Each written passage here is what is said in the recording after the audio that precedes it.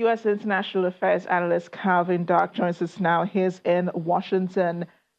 Calvin, pretty interesting what's going on. First of all, you think President Trump is afraid of this group? They're a group of powerful, strong women, who have the mandate to run as Congresswomen and to bring issues of interest, from their constituencies, to the national table and have them discussed and so on. Do you think it's a matter of gender, not just immigration, that the president is looking at here?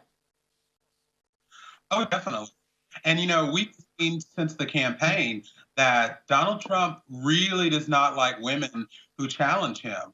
You may recall during the debates with Hillary Clinton, he called her nasty. So I think this has a lot to do with them being women. And I think it also has a lot to do with them being black and brown, because unfortunately, President Trump has said and feeds on this notion of what America is, and that in his mind, it wasn't the image it was for members of Congress who are women and women of color. Now, just a while ago, the Republican Party, the GOP leaders did respond to President Trump's tweets. They said there was nothing, absolutely nothing to do. It had nothing to do with race. It had nothing to do with gender or religion. And they seem to be afraid to chide the president on some of his comments.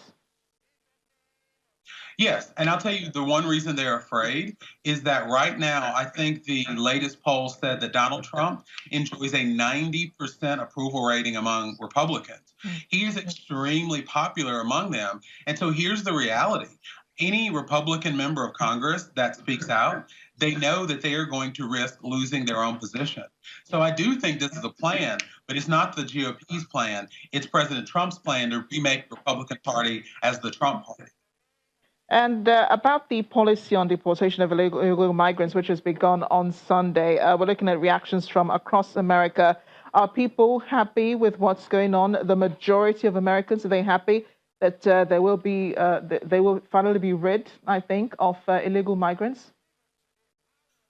No, and you know what I've noticed a difference over the last week or two on this issue is that thanks to great journalism that got cameras there and testimonies of what's happening in those detention centers, even the most hardline immigration advocates who don't want more immigrants in this country have had to ask themselves, why is it that we would treat illegal immigrants worse than prisoners? Prisoners get meals, prisoners get showers, prisoners get a certain amount of space per person.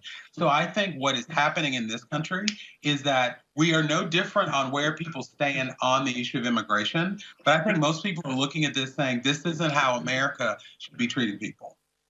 Mr. Dark, thanks again for joining us on The World Today. Appreciate you. Thank you.